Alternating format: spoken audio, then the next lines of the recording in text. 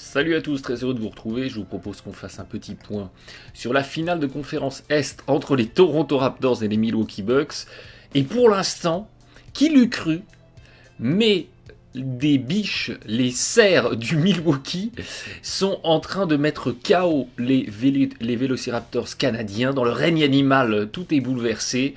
Et effectivement, pour l'instant, on a une domination totale de cette équipe de Milwaukee qui fait exactement ce qu'on attendait d'elle, c'est le Milwaukee Bucks Basketball, on va revenir là-dessus.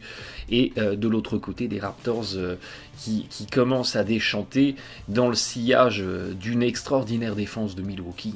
Vous voyez qui encaisse moins de 100 points par 100 possessions. Toronto était quand même l'une des meilleures attaques de la NBA, et à contrario, la défense des Raptors n'arrive pas à ralentir cette attaque de Milwaukee. Et quand vous jouez les Bucks, je vous en avais déjà parlé au tour précédent, quand c'était aux Boston Celtics d'affronter cette équipe de Milwaukee, quand vous affrontez les Milwaukee Bucks, vous ne pouvez pas bien défendre sans bien attaquer.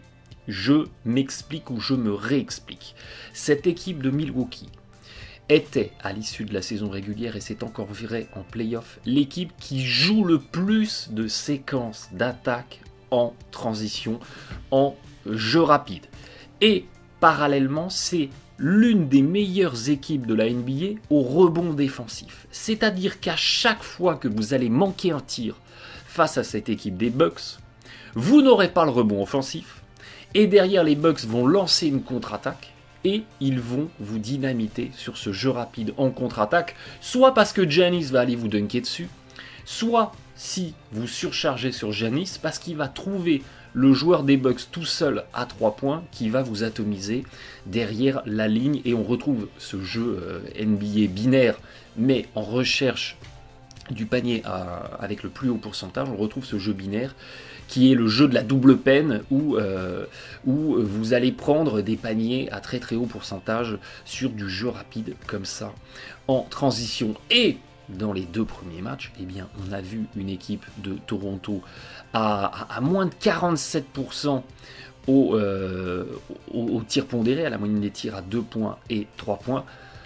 Tous les tirs manqués ont enchaîné des rebonds, qui ont enchaîné des séquences en transition. Les Raptors n'ont pas su bien défendre ces séquences de transition, et on a vu comme ça une attaque des Bucks qui a rouleau compressé la défense des Raptors. Parce que quand, en saison régulière, et c'était également vrai en playoff, pour le coup, pour l'instant les Bucks n'ont perdu qu'un seul match de playoff. On a une équipe de Milwaukee en domination complète, mais pour l'instant, au vu de la saison régulière, dans toutes les défaites de Milwaukee, on a en moyenne un adversaire direct qui est à 47% au tir. Dès que vous arrivez à bien attaquer face à cette équipe des Bucks, vous les privez de toutes ces solutions en transition, et derrière, vous avez une équipe de Milwaukee qui tombe dans du jeu placé mi-terrain, ce qu'ils font très bien, mais vous comparez des séquences à 1,15 points par possession, donc 115 points sur 100 possessions, avec des séquences placées où on est à 1,05.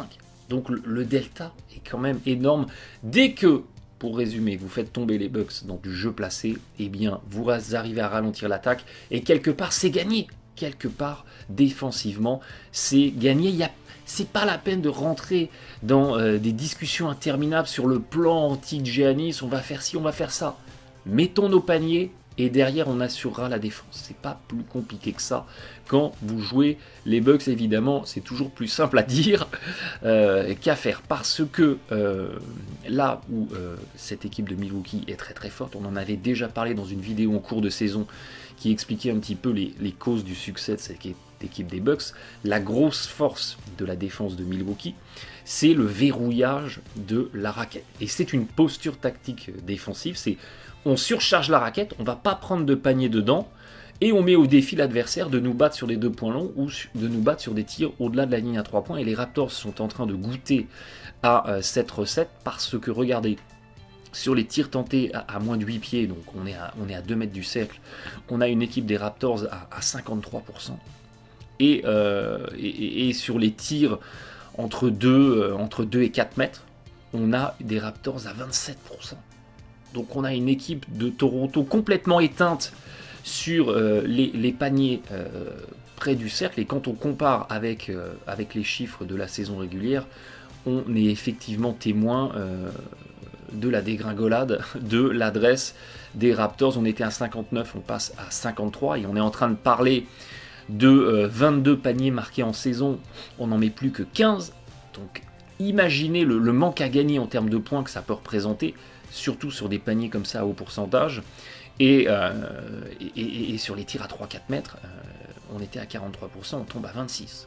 Donc il y a clairement un syndrome défense Bucks qui fait énormément de tort à cette équipe des Raptors. Ajoutez à ça une équipe des Raptors qui, quand il y a une fixation dans la raquette, toute la défense des Bucks s'écroule sur vous, eh bien on va ressortir sur les tireurs, et les tireurs dans le coin sont à 25%, eh bien vous avez effectivement résumé toute la série. Une équipe des Raptors qui n'arrive pas à marquer. Above the break, ça va, on s'en sort pas trop mal, mais dans les corners, donc ces fameux tirs de décalage pour surclasser la défense, panne d'adresse, et évidemment derrière on a une attaque de Toronto qui s'écroule complètement et qui fait derrière le jeu des Bucks. C'est pas plus compliqué que ça.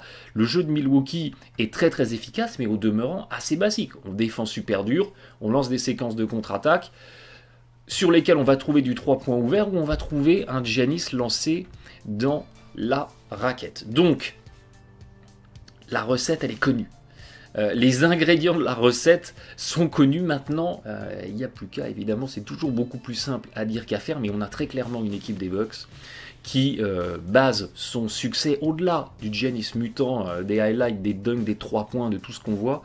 Le succès des Bucks, il est fondé cette année, et on le voit encore cette saison sur la dernière partie là, en play-off, sur la défense, sur les qualités défensives de cette équipe qui s'exprime complètement dans ces playoffs 2019. Parce que si on va se concentrer sur le match 2, regardez sur les séquences de transition, on a une équipe des Bucks qui cumule un 11 sur 19 au tir. Excellente réussite d'attaque sur les séquences de transition avec le jeu binaire des Bucks. Soit on a été foutre des lay-ups, quand c'est entouré, c'est que le panier a été marqué en lay-up, soit on est allé mettre des lay-ups, soit on est allé mettre du tir à 3 points. Bucks basketball. Et à contrario, dès lors qu'on a été dans des séquences placées mi-terrain, on cumule un 32, si je dis pas de bêtises en calculant bien, sur 73, et 32 sur 73, on doit être à 43 ou 44%, sur également un jeu assez binaire, mais vous voyez, on passe de 60 d'un côté à 40 de l'autre. On en revient toujours à la même chose. Les Bucks que vous réussissez à faire tomber dans du jeu placé mi-terrain sont des Bucks que vous allez ralentir en attaque, et le job défensif, il est fait. Il est fait alors que vous n'avez même pas commencé à défendre. C'est tout le paradoxe de ce postulat, parce que effectivement on en parlait de la qualité de cette défense des Bucks. C'était sur la saison régulière la meilleure défense pour la contestation des tirs tout près du cercle, et on le revoit effectivement sur ces playoffs. Ça fait beaucoup de mal à cette équipe des Raptors qui commencent à quelque part montrer leurs limites du Hero Ball Kawhi super mutant. C'est-à-dire que ça pouvait marcher face au Magic, ça marchait très bien même face au Magic, ça a bien marché face aux Sixers, qui, je vous le rappelle, était, je crois, la 15e défense de la NBA de mémoire. Il y avait une vraie question sur les capacités défensives de cette équipe des Sixers. Là, vous affrontez l'une des meilleures défenses de la NBA, et ce Hero Ball, Kawhi ISO Basketball commence à montrer ses limites, parce que regardez, on a une équipe des Raptors qui est à seulement 50% de passes décisives. On était à 60% en saison régulière, et du coup on a un assist turnover ratio qui est absolument atroce, alors que les Bucks déroulent et que les Warriors de l'autre côté également déroulent. Et ça, c'est problématique, parce que si vous n'avez pas la structure collective pour essayer de créer quelque chose, de créer des bons décalages, de créer des bons tirs face à une magnifique défense des Bucks, et que vous laissez votre superstar, entre guillemets, se débrouiller, être obligé d'enchaîner les exploits individuels pour scorer, c'est se tirer une balle dans le pied. Parce que évidemment, les Bucks, ils vont systématiquement surcharger sur le porteur de balle, et si sur les décalages, les renversements, les joueurs ouverts ne mettent pas leur tir, vous ne trouverez rien. Donc, problématique dans le jeu d'attaque des Raptors, où on n'a pour l'instant pas su trouver de solution. Et tous ces tirs manqués, on l'a dit, ont lancé des séquences de transition et ont lancé des paniers faciles pour les Bucks. Les Bucks qui sont l'équipe de la NBA qui sur la saison régulière jouait le moins de séquences placées mi-terrain. Donc le jeu placé mi-terrain, c'est pas le fonds de commerce de Milwaukee, même si l'équipe a effectivement un très très beau rendement dans le jeu placé mi-terrain, parce que avec 1,005 points par possession, cette équipe des Bucks est l'une des meilleures une des meilleures attaques placées mi-terrain. Mais c'est ce que je vous disais tout à l'heure. Vous échangez 105 points pour 100 possessions avec 115, 120 points par 100 possessions en transition. Donc si le ratio des séquences placées mi-terrain augmente, mécaniquement le niveau d'attaque de cette équipe des Bucks va diminuer, même si en attaque placée, quelque part, ils s'en sortent pas trop mal. Le postulat, il est connu, et puis à côté de ça, pareil, on l'avait documenté dans la série face aux Celtics, la défense des Bucks, en surchargeant la raquette, en surchargeant le porteur de balle, a quelque part une autre faille, mais comme je vous l'ai souvent dit, dans le basket en défense, il n'y a pas de bonne et mauvaise défense, il n'y a pas de bon et mauvais choix. Il y a des postures tactiques, il y a des stratégies défensives. Qu'est-ce que j'abandonne à l'adversaire? Qu'est-ce qu'à contrario je ne vais pas lui laisser?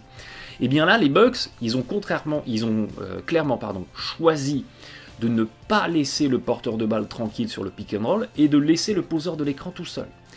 Toutes les séquences de pick and roll que vous voyez, et spécialement de pick and fade, c'est-à-dire où le poseur de l'écran va s'écarter, toutes ces séquences-là sont laissées par les Bucks, le poseur de l'écran est laissé tranquille. Et on a revu dans ce match 2 une équipe des Raptors qui a sous-utilisé les séquences de pick and roll, et notamment de pick and pop et de pick and fade, avec des Gasol, avec des Ibaka, avec des Siakam, avec un Leonard s'il posait des écrans, qui pourraient se retrouver systématiquement tout seul dès lors qu'ils ouvrent. Après, Gasol a été atroce sur le match 2, donc ça aurait peut-être pas tout solutionné, mais il y a là un potentiel de tir complètement ouvert qui pourrait être exploité par les Raptors, et les Raptors ne l'exploitent pas. Vous voyez, seulement 10 séquences de pick and roll, et dans ces séquences de pick and roll, il y en a peut-être que 4 ou 5 qui sont des pick and fade, où le poseur de l'écran s'est écarté, et pourtant sur ces séquences, c'est ce que vous voyez à l'écran dans les extraits de match, pourtant sur ces séquences, les joueurs se sont systématiquement retrouvés tout seuls. Donc c'est refuser d'exploiter des séquences où vous aurez des tirs complètement ouverts.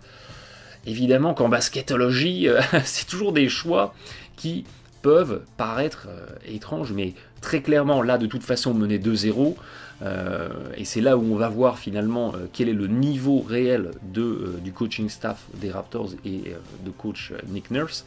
Mener 2-0, si vous ne vous réajustez pas en abordant le troisième match, et si vous y allez tête baissée, en voulant essayer de jouer de la même façon, vous, quelque part, vous allez droit dans le mur.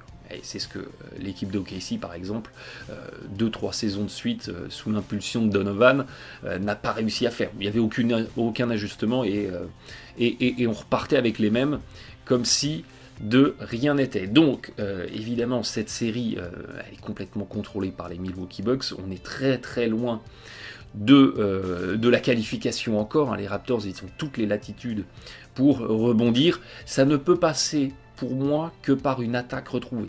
C'est-à-dire qu'il faut pas essayer on va pas essayer de ralentir Giannis, contester les tireurs des Bucks. On va d'abord essayer de bien attaquer.